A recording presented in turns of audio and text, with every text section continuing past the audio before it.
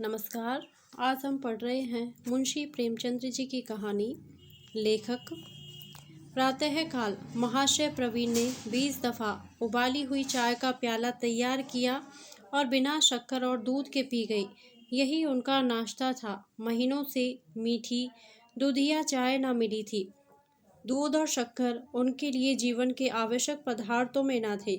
घर में गए ज़रूर कि पत्नी को जगाकर पैसे मांगे, पर उसे फटे मैले लिहाफ में निद्रा मगन देखकर जगाने की इच्छा न हुई। सोचा शायद मारे सर्दी के बेचारी को रात भर नींद न आई होगी। इस वक्त जाकर आंख लगी है, कच्ची नींद जगा देना उचित न था। चुपके से चले आए। चाय पीकर उन्होंने कलम दवात संभाली और किताब लिखने में तल्लीन हो गई, जो उनके विचार में इस शताब्दी की सबसे बड़ी रचना होगी, जिसका प्रकाशन उन्हें गुमनाम से निकालकर ख्याति और समृद्धि के स्वर्ग पर पहुंचा देगा। आध घंटे बाद पत्नी आंखें मलती हुई आकर बोली, क्या तुम चाय पी चुके? प्रवीण ने साहस्य मुख से कहा, हाँ पी चुका। बहुत अच्छी बनी थी, पर दूध और शक्कर कहाँ से लाई? दूध और शक्कर तो कई दिन से नहीं मिलता। मुझे आजकल सादा चाय ज़्यादा स्वादिष्ट लगती है। दूध और शक्कर मिलाने से उसका स्वाद बिगड़ जाता है। डॉक्टरों की भी यही राय है कि चाय हमेशा सादा पीनी चाहिए। यूरोप में तो दूध का बिल्कुल रिवाज नहीं है। यह तो हमारे यहाँ के मधुर प्रिय रईसों की इजाद है। जाने तुम्हें फीकी चाय कैसे अच्छी लगती है। मुझे जगा क्यों ना लिया? पैसे तो रखे थे। महाशय प्रवीण फिर लिखने लगे। जवानी में ही उन्हें यह रोग लग गया था और आज 20 साल से वह उसे पाले हुए थे। इस रोग में देह घुल गई, स्वास्थ्य घुल गए और 40 की अवस्था में बुढ़ापे ने आ घेरा। पर यह रोग असाध्य था। सूर्योदय से आधी रात तक यह साहित्य का उपासक अंतर जगत में डूबा हुआ समस्त संसार में मुंह मोड़े हृदय के पुष्प और नैवेद्य चढ़ाता रहता था। पर भारत में सरस्वती की उपासना लक्ष्मी की अभक्ति है। मन तो एक ही था, दोनों देवियों को एक साथ कैसे प्रसन्न करता, दोनों के वरदान का पात्र क्यों कर बनता। और लक्ष्मी की यह अकृपा केवल धनाभाव के रूप में न प्रकट होती थी। उसकी सबसे निर्दय क्रीड़ा यह थी कि पत्रों के संपादक और पुस्तकों के प्रकाशक उदारता पूर्वक सहायता का दान भी न देते थे। कदाचित सारी दुनिया ने उसके विरुद्ध कोई षड्यंत्र सा रच डाला था। यहाँ तक कि इस निरंतर अभाव ने उसके आत्मविश्वास को जैसे कुचल दिया था। कदाचित अब उसे यह ज्ञात होने लगा था कि उसकी रचनाओं में कोई सार, कोई प्रतिभा नहीं है, और यह भावना अत्यंत हृदय विदारक थी। यह दुर्लभ मानव जीवन यों ही नष्ट हो गया। यह तस्कीन भी नहीं कि संसार ने चाहे उसका सम्मान न किया हो, पर उसकी जीवन कृति इतनी तुच्छ नहीं। जीवन की आवश्यकताएं घटते घटते संन्यास की सीमा को भी पार कर चुकी थी। अगर कोई संतोष था तो उसकी जीवन सहचरी त्याग और तप में उनसे भी 2 कदम आगे थी। सुमित्रा इस दशा में भी प्रसन्न थी। प्रवीण जी को दुनिया से शिकायत हो, पर सुमित्रा जैसे गेंद में भरी हुई वायु की भांति उन्हें बाहर की ठोकरों से बचाती रहती थी। अपने भाग्य का रोना तो दूर की बात थी, इस देवी ने कभी माथे पर बल भी न आने दिया। सुमित्रा ने चाय का प्याला समेटते हुए कहा, तो जाकर घंटा आध घंटा कहीं घूम फिर क्यों नहीं आते? जब मालूम हो गया कि प्राण देकर काम करने से भी कोई नतीजा नहीं, तो व्यर्थ क्यों सिर खपाते हो? प्रवीण ने बिना मस्तक उठाए कागज पर कलम चलाते हुए कहा, लिखने में कम से कम यह संतोष तो होता है कि कुछ कर रहा हूँ। सैर करने में तो मुझे ऐसा जान पड़ता है कि समय का नाश कर रहा हूँ। यह इतने पढ़े लिखे आदमी नित्य प्रति हवा खाने जाते हैं तो अपने समय का नाश करते हैं, मगर इनमें अधिकांश वही लोग हैं जिनके सैर करने से उनकी आमदनी में बिल्कुल कमी नहीं होती। अधिकांश तो सरकारी नौकर हैं जिनको मासिक वेतन मिलता है, या तो ऐसे पेशों के लोग हैं जिनका लोग आदर करते हैं। मैं तो मिल का मजदूर हूँ। तुमने किसी मजदूर को हवा खाते देखा है? जिन्हें भोजन की कमी नहीं, उन्हीं को हवा खाने की भी ज़रूरत है। जिनको रोटियों के लाले हैं, वे हवा खाने नहीं जाते। फिर स्वास्थ्य और जीवन वृद्धि की ज़रूरत उन लोगों को है जिनके जीवन में आनंद और स्वाद है। मेरे लिए तो जीवन भार है। इस भार को सिर पर कुछ दिन और बनाए रहने की अभिलाषा मुझे नहीं है। सुमित्रा निराशा में डूबे हुए शब्द सुनकर आंखों में आंसू भरे अंदर चली गई। उसका दिल कहता था, इस तपस्वी की कीर्ति कौमुदी एक दिन अवश्य फैलेगी, चाहे लक्ष्मी की अकृपा बनी रहे। किंतु प्रवीण महोदय अब निराशा की उस सीमा तक पहुंच चुके थे जहां से प्रतिकूल दिशा में उदय होने वाली आशा में उषा की लाली भी नहीं दिखाई देती थी। एक रईस के यहाँ कोई उत्सव है। उसने महाशय प्रवीण को भी निमंत्रित किया है। आज उनका मन आनंद के घोड़े पर बैठा हुआ नाच रहा है। सारे दिन वह इसी कल्पना में मगन रहे। राजा साहब किन शब्दों में उनका स्वागत करेंगे और वह किन शब्दों में उनको धन्यवाद देंगे, किन प्रसंगों पर वार्तालाप होगा और वहाँ किन महानुभावों से उनका परिचय होगा। सारे दिन वह इन्हीं कल्पनाओं का आनंद उठाते रहे। इस अवसर के लिए उन्होंने एक कविता भी रची जिसमें उन्होंने जीवन की एक उद्यान से तुलना की थी। अपनी सारी धारणाओं की उन्होंने आज उपेक्षा कर दी, क्योंकि रईसों के मनोभावों को वह आघात ना पहुंचा सकते थे। दोपहर ही से उन्होंने तैयारियां शुरू की, हजामत बनाई, साबुन से नहाया, सिर में तेल डाला, मुश्किल कपड़ों की थी मुद्दत गुजरी जब उन्होंने एक अचकन बनवाई थी। उसकी दशा भी उन्हीं की दशा जैसी जीर्ण हो चुकी थी।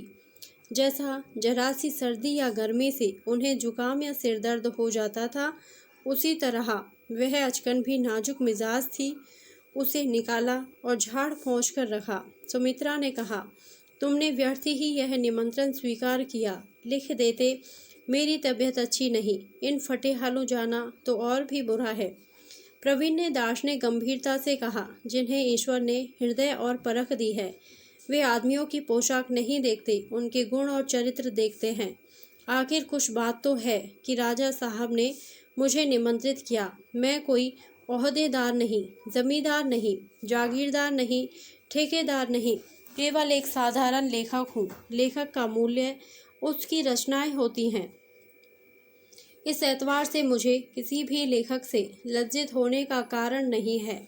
सुमित्रा उनकी सरलता पर दया करके बोली, तुम कल्पनाओं के संसार में रहते रहते प्रत्यक्ष संसार से अलग हो गई।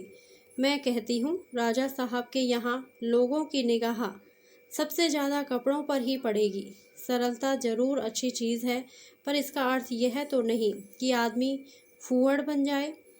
प्रवीण को इस कथन में कुछ सार जान पड़ा। विद्वजनों की भांति उन्होंने भी अपनी भूलों को स्वीकार करने में कुछ विलंब न होता था। बोले, मैं समझता हूँ, दीपक जल जाने के बाद जाऊँ। मैं तो कहती हूँ, जाओ ही क्यों। अब तुम्हें कैसे समझाऊँ। प्रत्येक प्राणी के मन में आदर और सम्मान की एक क्षुधा होती है। तुम पूछोगी, यह क्षुधा क्यों होती है? इसलिए कि हमारे आत्मविश्वास की एक मंजिल है। हम उस महान सत्ता के सूक्ष्मांश हैं जो समस्त ब्रह्मांड में व्याप्त है। अंश में पूर्व के गुणों का होना लाजिमी है। इसलिए कीर्ति और सम्मान, आत्म उन्नति और ज्ञान की ओर हमारी स्वाभाविक रुचि है। मैं इस लालसा को बुरा नहीं समझता। सुमित्रा ने गला छुड़ाने के लिए कहा, अच्छा भाई, जाओ, मैं तुमसे बहस नहीं करती, लेकिन कल के लिए कोई व्यवस्था करते आना, क्योंकि मेरे पास केवल एक आना और रह गया है।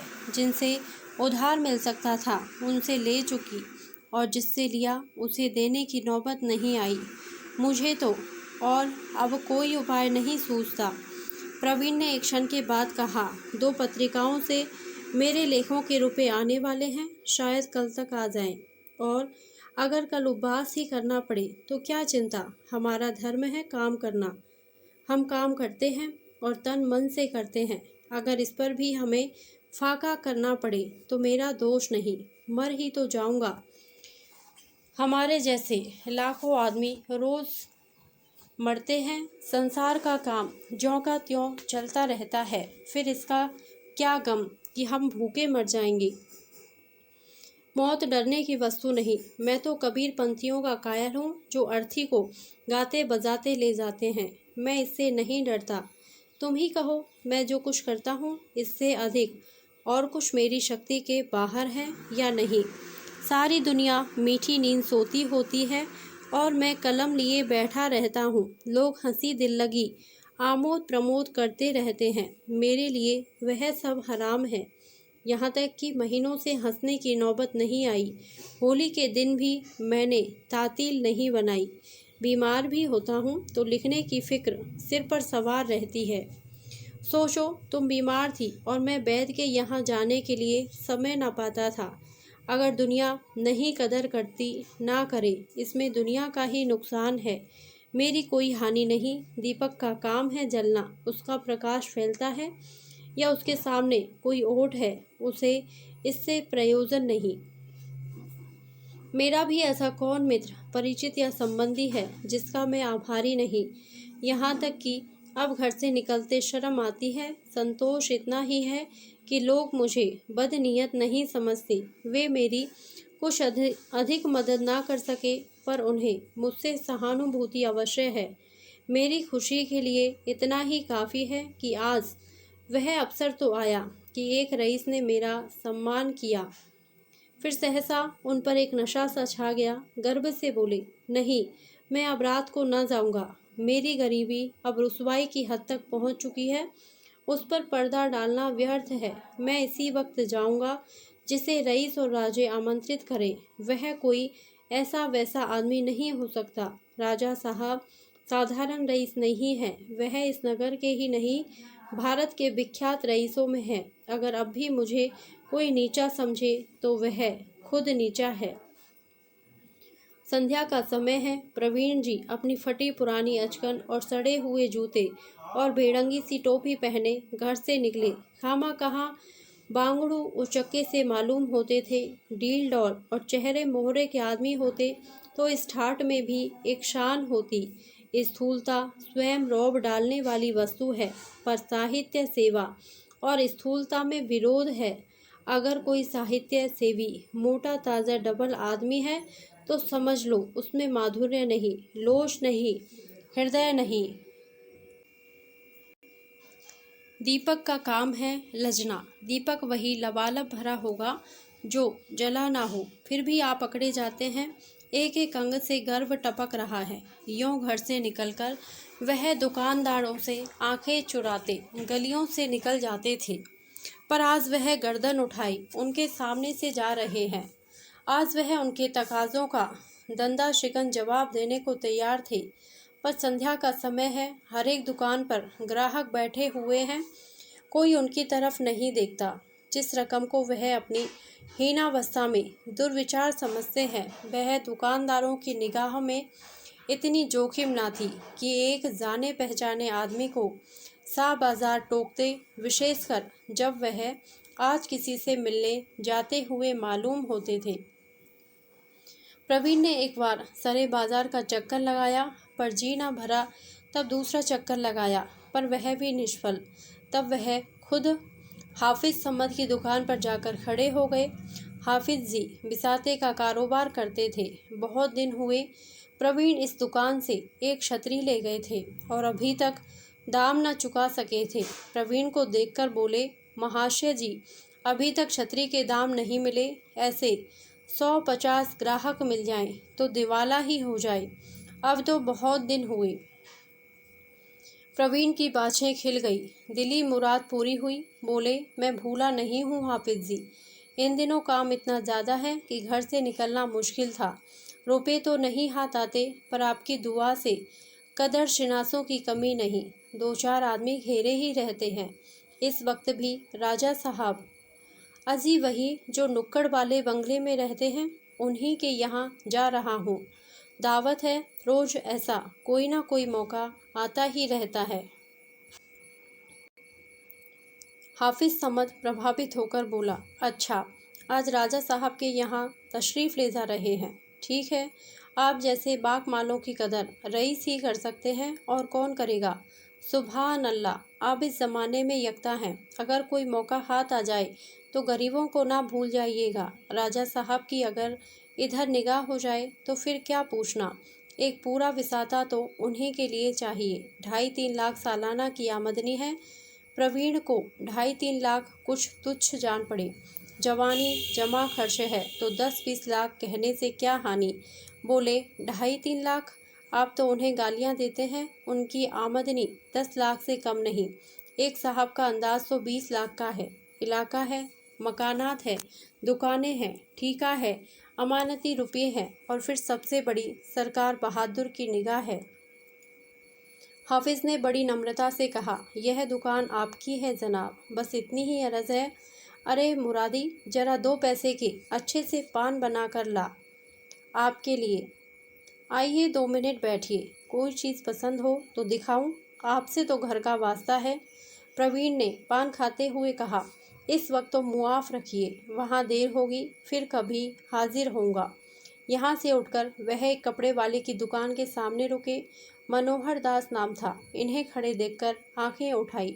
बेचारा इनके राम को रो बैठा था। समझ लिया शायद इस शहर में है ही नहीं। समझा रुपए देने आए हैं। बोले, भाई प्रवीण जी, आपने तो बहुत दिनों के बाद दर्शन ही दिए। रुक्का कई बार भेजा मगर प्यादे को आपके घर का पता ही ना मिला। मुनीम जी, जरा देखो तो आपके नाम क्या है। प्रवीण के प्राण तकाजों से सूख जाते थे, पर आज वह इस तरह खड़े थे मानो उन्होंने कवच धारण कर लिया है जिस पर किसी अस्त्र का आघात नहीं हो सकता। बोले, जरा इन राजा साहब के यहाँ से लौट आऊं तो निश्चित होकर बैठूं। इस समय जल्दी में हूँ। राजा साहब पर मनोहर दास के कई हजार रुपए आते थे, फिर भी उनका दामन ना छोड़ता था। 1 के 3 वसूल करता। उसने प्रवीण जी को ऊंची श्रेणी में रखा, जिनका पेशा रईसों को लूटना है। बोला, पान तो खाते जाइए महाशय। राजा साहब 1 दिन के हैं, हम तो 12 मास के हैं। भाई साहब, कुछ कपड़े दरकार हो तो ले जाइए, अब तो होली आ रही है। मौका हो तो जरा राजा साहब के खजांची से कहिएगा, पुराना हिसाब बहुत दिन से पड़ा हुआ है, अब तो सफाई हो जाए। हम सब ऐसा कौन सा नफ़ा लेते हैं कि 2-2 साल हिसाब ही ना हो। प्रवीण ने कहा, इस समय तो पानवान रहने दो भाई, देर हो जाएगी। जब उन्हें मुझसे मिलने का इतना शौक़ है तो मेरा इतना सम्मान करते हैं तो अपना भी धर्म है कि उनको मेरे कारण कष्ट ना दो। हम तो गुण ग्राहक चाहते हैं, दौलत के भूखे नहीं। कोई अपना सम्मान करे तो उसकी गुलामी करे। अगर किसी को रियासत का घमंड हो तो हमें उसकी परवाह नहीं। प्रवीण जी राजा साहब के विशाल भवन के सामने पहुंचे तो दिए जल चुके थे। अमीरों और रईसों की मोटरें खड़ी थी। वर्दी पोश दरवान द्वार पर खड़े थे। एक सज्जन मेहमानों का स्वागत कर रहे थे। प्रवीण जी को देखकर वह जरा झिझके, फिर उन्हें सिर से पांव तक देखकर बोले, आपके पास नवेद है। प्रवीण की जेब में नवेद था, पर इस भेदभाव पर उन्हें क्रोध आ गया। उन्हीं से क्यों नवेद मांगा जाए, औरों से भी क्यों ना पूछा जाए। बोले, जी नहीं, मेरे पास नवेद नहीं है। अगर आप अन्य महाशयों से मांगते तो मैं भी दिखा सकता हूँ, वरना मैं इस भेद को अपने लिए अपमान की बात समझता हूँ। आप राजा साहब से कह दीजिए प्रवीण जी आए थे और द्वार से लौट गए। नहीं नहीं महाशय, अंदर चलिए, मुझे आपसे परिचय ना था। बेअदबी माफ़ कीजिए। आप ही ऐसे महानुभावों से तो महफिल की शोभा है। ईश्वर ने आपको वह वाणी प्रदान की है कि क्या कहना। इस व्यक्ति ने प्रवीण को कभी ना देखा था, लेकिन जो कुछ उसने कहा वह हर एक साहित्य सेवी के विषय में कह सकते हैं और हमें विश्वास है कि कोई साहित्य सेवी इस दाद की उपेक्षा नहीं कर सकता। प्रवीण अंदर पहुँचे तो देखा बारहदरी के सामने विस्तृत और सुसज्जित प्रांगण में बिजली के कुमकुमे अपना प्रकाश फैला रहे हैं। मध्य में एक हौज है। हौज में संगमरमर की परी, परी के सिर पर फव्वारा, फव्वारे की फुआरें रंगीन कुमकुमों से रंजित होकर ऐसी मालूम होती है मानो इंद्रधनुष पिघलकर ऊपर से बरस रहा है। हौज के चारों ओर मेज़ें लगी हुई थी। मेज़ों पर सफ़ेद मेजपोश, ऊपर सुंदर गुलदस्ते। प्रवीण को देखते ही राजा साहब ने स्वागत किया। आइए आइए, अब की हंस में आपका लेख देखकर दिल फड़क उठा। मैं तो चकित हो गया। मालूम ही ना था कि इस नगर में आप जैसे रत्न भी छिपे हुए हैं। फिर उपस्थित सज्जनों से उनका परिचय देने लगे। आपने महाशय प्रवीण का नाम तो सुना होगा। वह आप ही हैं। क्या माधुर्य है, क्या ओज है, क्या भाव है, क्या भाषा है, क्या सूझ है, क्या चमत्कार है, क्या प्रवाह है कि वाह वाह, मेरी तो आत्मा जैसे नृत्य करने लगती है। एक सज्जन ने, जो अंग्रेजी सूट में थे, प्रवीण को ऐसी निगाह से देखा मानो वह चिड़ियाघर के कोई जीव हो, और बोले, आपने अंग्रेजी के कवियों का भी अध्ययन किया है, बायरन, शैली, कीट्स आदि। प्रवीण ने रुखाई से जवाब दिया, जी हाँ, थोड़ा बहुत देखा तो है। आप इन महाकवियों में से किसी की रचनाओं का अनुवाद कर दें तो आज हिंदी की भाषा अमर सेवा करे। प्रवीण अपने को बायरन, शैली आदि से जो भर भी कम न समझते थे। वह अंग्रेजी के कवि थे। उनकी भाषा, शैली, विषय, व्यंजना सभी अंग्रेज की रुचि के अनुकूल था। उनका अनुवाद करना वह अपने लिए गौरव की बात न समझते थे, उसी तरह जैसे वे उनकी रचनाओं का अनुवाद करना अपने लिए गौरव की वस्तु न समझते। बोले, हमारे यहाँ आत्मदर्शन का अभी इतना अभाव नहीं है कि हम विदेशी कवियों से भिक्षा मांगे। मेरा विचार है कि कम से कम इस विषय में भारत अब भी पश्चिम को कुछ सिखा सकता है। यह अनर्गल बात थी। अंग्रेजों के भक्त महाशय ने प्रवीण को पागल समझा। राजा साहब ने प्रवीण को ऐसी आंखों से देखा जो कह रही थी, जरा मौका महल देखकर बातें करो, और बोले, अंग्रेजी साहित्य का क्या पूछना, कविता में तो वह अपना जोड़ नहीं रखता। अंग्रेजी के भक्त महाशय ने प्रवीण को सगर्व नेत्रों से देखा। हमारे कवियों ने अभी तक कविता का अर्थ ही नहीं समझा। अभी तक वियोग और नखशिख को कविता का आधार बनाए हुए हैं। प्रवीण ने ईंट का जवाब पत्थर से दिया। मेरा विचार है कि आपने वर्तमान कवियों का अध्ययन नहीं किया, या किया तो उत्तरी आंखों से। राजा साहब ने अब प्रवीण की जबान बंद कर देने का निश्चय किया। आप मिस्टर पराजंपे हैं प्रवीण जी। आपके लेख अंग्रेजी पत्रों में छपते हैं और बड़े आदर की दृष्टि से देखे जाते हैं। उसका आशय यह था कि अब आप ना बहकिए। प्रवीण समझ गई। पराजंपे के सामने उन्हें नीचा देखना पड़ा। विदेशी वेशभूषा और भाषा का यह भक्त जाति द्रोही होकर भी इतना सम्मान पाए, यह उनके लिए असह्य था, पर क्या करते। उसी भेष में एक दूसरे सज्जन आए। राजा साहब ने तपाक से उनका अभिवादन किया। आइए डॉक्टर चड्ढा, कैसे मिजाज हैं। डॉक्टर साहब ने राजा साहब से हाथ मिलाया और फिर प्रवीण की ओर जिज्ञासा भरी आंखों से देखकर पूछा, आपकी तारीफ। राजा साहब ने प्रवीण का परिचय दिया। आप महाशय प्रवीण हैं। आप भाषा के अच्छे कवि और लेखक हैं। डॉक्टर साहब ने एक खास अंदाज से कहा। अच्छा, आप कवि हैं, और बिना कुछ पूछे आगे बढ़ गए। फिर उसी वेश में एक और महाशय पधारे। यह नामी बैरिस्टर थे। राजा साहब ने उनसे भी प्रवीण का परिचय कराया। उन्होंने भी उसी अंदाज में कहा, अच्छा, आप कवि हैं, और आगे बढ़ गए। यही अभिनय कई बार हुआ और हर बार प्रवीण को यही दाद मिली। अच्छा, आप कवि हैं। यह वाक्य हर बार प्रवीण के हृदय पर एक नया आघात पहुंचाता था। उसके नीचे जो भाव था उसे प्रवीण खूब समझते थे। उसका सीधा साधा आशय यह था कि तुम अपने ख्याली पुलाव पकाते हो, पकाओ। यहाँ तुम्हारा क्या प्रयोजन, तुम्हारा इतना साहस कि तुम इस सभ्य समाज में बेधड़क आओ। प्रवीण मन ही मन अपने ऊपर झुंझला रहे थे। निमंत्रण पाकर उन्होंने अपने को धन्य माना था, पर यहाँ आकर उनका जितना अपमान हो रहा था, उसके देखते तो वह संतोष की कुटिया स्वर्ग थी। उन्होंने अपने मन को धिक्कारा। तुम जैसे सम्मान के लोभियों का यह दंड है। अब तो आंखें खुली।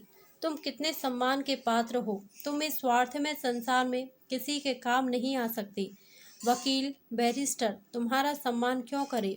तुम उनके मुवक्किल नहीं हो सकते, न उन्हें तुम्हारे द्वारा कोई मुकदमा पाने की आशा है। डॉक्टर या हकीम तुम्हारा सम्मान क्यों करें? उन्हें तुम्हारे घर बिना फीस आने की इच्छा नहीं। तुम लिखने के लिए बने हो, लिखे जाओ बस, और संसार में तुम्हारा कोई प्रयोजन नहीं। सहसा लोगों में हलचल पड़ गई। आज के प्रधान अतिथि का आगमन हुआ। यह महाशय हाईकोर्ट के जज नियुक्त हुए थे। इसी उपलक्ष्य में यह जलसा हो रहा था। राजा साहब ने लपककर जल्द हाथ मिलाया और आकर प्रवीण जी से बोले, आप अपनी कविता तो लिख ही लाए होंगे। प्रवीण ने कहा, मैंने कोई कविता नहीं लिखी। सच? तब तो आपने गजब ही कर दिया। अरे भले आदमी, अब से कोई चीज़ लिख डालो, 2 ही 4 पंक्तियां हो जाएं। बस ऐसे अवसर पर एक कविता का पढ़ा जाना लाजमी है। मैं इतनी जल्दी कोई चीज़ नहीं लिख सकता। मैंने व्यर्थ ही इतने आदमियों से आपका परिचय कराया। बिल्कुल व्यर्थ। अरे भाईजान, किसी प्राचीन कवि की ही कोई चीज़ सुना दीजिए, यहाँ कौन जानता है। जी नहीं, क्षमा कीजिएगा, मैं भाट नहीं हूँ, ना कथक हूँ। यह कहते हुए प्रवीण जी तुरंत वहाँ से चल दिए। घर पहुँचे तो उनका चेहरा खिला हुआ था। सुमित्रा ने प्रसन्न होकर पूछा, इतनी जल्दी कैसे आ गए? मेरी वहाँ कोई ज़रूरत ना थी। चलो, चेहरा खिला हुआ है, खूब सम्मान हुआ होगा। हाँ, सम्मान तो जैसी आशा ना थी वैसा हुआ। खुश बहुत हो इसी से कि आज मुझे हमेशा के लिए सबक मिल गया। मैं दीपक हूँ और जलने के लिए बना हूँ। आज मैं इस तत्व को भूल गया था। ईश्वर ने मुझे ज़्यादा बहकने ना दिया। मेरी यह कुटिया ही मेरे लिए स्वर्ग है। मैं आज यह तत्व पा गया कि साहित्य सेवा पूरी तपस्या है। धन्यवाद। यदि आपको यह कहानी अच्छी लगी हो तो प्लीज़ मेरे वीडियो को लाइक करें, शेयर करें और मेरे चैनल को सब्सक्राइब करें। Thank you.